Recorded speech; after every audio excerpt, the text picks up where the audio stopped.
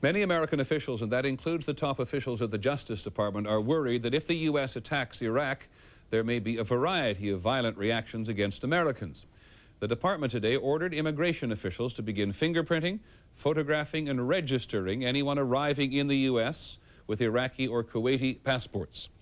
They've also taken a step which angers many Americans. FBI agents have been ordered to interview hundreds of Arab Americans to see what they might know about anyone prone to violence. Arab Americans fear they are being singled out again. Here's ABC's Chris Bury. In the Arab American neighborhoods around Detroit, reaction to the planned FBI interviews ranged from indifference to indignation. Grocer Jean Poid said she would cooperate but had nothing to tell the FBI. We don't see no terrorists here. But some Arab Americans are outraged the FBI would seek them out for questioning. We don't feel it's necessary to be snooping around in our community looking for things that don't exist. The FBI plans to interview more than 200 leaders in Arab American communities across the country. It calls the questioning informal and voluntary. This quick exchange of information could be the necessary safeguard if a certain group does move to commit an act, either abroad or here in this country, against our interests. But some Arab Americans consider that intimidation. It has a chilling effect. I mean, it makes you feel as if you are the one who is suspect. The FBI insists its plans to contact Arab Americans are also aimed at protecting them against violence and discrimination, but many are skeptical. Since when did the police come knocking and saying, have you had any trouble lately? Has anybody been harassing you? Has anybody been beating up or threatening you? People volunteer that information to the police, not the other way around. In this community, many believe the FBI interviews will cause others to question the loyalty of Arab Americans and lead to the very kind of backlash the FBI says it wants to avoid. Chris Bury, ABC News, Detroit. In the other news today, there was a vote against Pete Rose that may keep him out of baseball's Hall of Fame. A special baseball committee recommended that anyone who was banned from the sport be kept off the ballot. Rose, who had more hits in his career than anyone, was banned for gambling when he was the manager of the Reds. The final decision next month. On Wall Street today, stocks recovered some of yesterday's losses. The Dow Jones Industrials gained about 28.5 points to close at 24.98, and the trading was slow. Overseas again, Mikhail Gorbachev has warned Lithuania again, abide by Soviet laws or Moscow will take control of your affairs. Presidential rule, Mr. Gorbachev calls it. About 10,000 Lithuanians responded with another pro-independence rally outside their parliament. 1,000 more Soviet troops arrived in Lithuania to back up Mr. Gorbachev's threat. There was also a big demonstration in neighboring Latvia, this one pro-Moscow. 10,000 people turned out to call for the resignation of the Latvian Republic's government. They threatened to take over the parliament if it doesn't happen soon. When we come back, the American Agenda, a program to prevent rapists from doing it again. On tonight's American Agenda, we complete this week's series on rape. Earlier in the week, we looked at why rape is the fastest growing crime in America and what the city of Seattle, for one, is doing about it, including tougher prison sentences. But when rapists get out of prison, more than half of them rape again. And so the state of Vermont is trying to change that by putting rapists into therapy. Our Agenda reporter is again Carol Simpson. Women unite! Take back the night! That women are demonstrating against sexual violence is not new.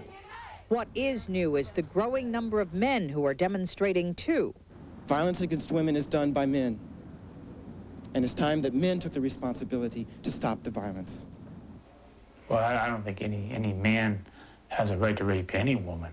For 37-year-old Jean Allen to make such a statement, it took 2 rape convictions, 15 years in prison, and 6 months in a sex offender rehabilitation program.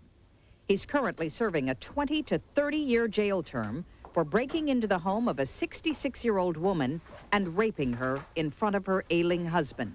I took her out in the parlor and stripped her down, and she kept looking at me, and she had tears in her eyes, and she wouldn't say nothing to me, and I raped her. Through intensive therapy, Jean has come to understand he became a rapist because he was sexually abused as a child. That's always been my justification to get revenge on people, is that I was a victim. In prison, Jean voluntarily enrolled in the Vermont Treatment Program for Sexual Aggressors. Started by psychologist Bill Pithers in 1982, the program is currently treating 270 sex offenders. I think if we truly care about victims of sexual abuse, we'll treat the offenders because they're the individuals who create the victims in the first place. The sex offender program is aimed at keeping rapists like Jean Allen from ever raping again. The program starts by finding out what causes sexual arousal in convicted rapists. Dr. Pithers uses a device called a penile plethysmograph. We have the sexual offender place upon his own penis this gauge. He then watches first some photographic slides and then listen to some audio tapes that we play for him that contain different sexual scenarios. Imagine that you're reclining peacefully on a lone empty stretch of sand. You find yourself becoming sexually excited as you think of what you'd like to have someone do to excite you. Once it's determined what kind of inappropriate sexual activity most arouses the rapist, he undergoes what's called aversion therapy, inhaling a foul substance each time he's presented with images of that activity. The next stage of the program is called victim empathy therapy. At this session, the rapists are watching a videotape of a 911 call from a woman about to be raped.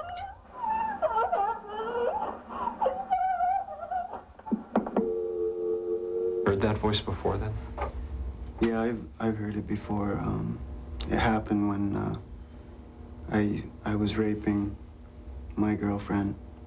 Even when the prison term ends, therapy continues. As a condition of parole, the state of Vermont requires sex offenders to attend weekly therapy sessions to prevent relapse. These parolees, who are all working in the community, wanted to talk about the program. I get some respect for myself for the changes I've made in treatment. I know through experience that it does work. Studies also show it works. Nationally, at least half the men convicted of rape repeat the crime. But in Vermont, of those men who went through the program, only 15% raped again. Clearly, if American society is serious about reducing the incidence of rape, there have to be programs like this in every community. The next step, experts say, is to learn to identify and treat at an early age those males who are growing up prone to sexual violence. Carol Simpson, ABC News, South Burlington, Vermont. We'll be back in just a moment. As war looms in the Persian Gulf, what's our plan of attack? Sam Donaldson talks with the man who will be in charge, Secretary of Defense Dick Cheney. Prime time tonight. As we said, this is going to be a day for the history books. The House of Representatives and the Senate have begun to vote on whether or not they should support the president with a full declaration of war. Our poll showing the public is concerned and want diplomatic options tried wherever possible. As for that letter the president tried to send to Saddam Hussein, he said today he would not release its contents. That's a report on World News Tonight. I'm Peter Jennings. Good night.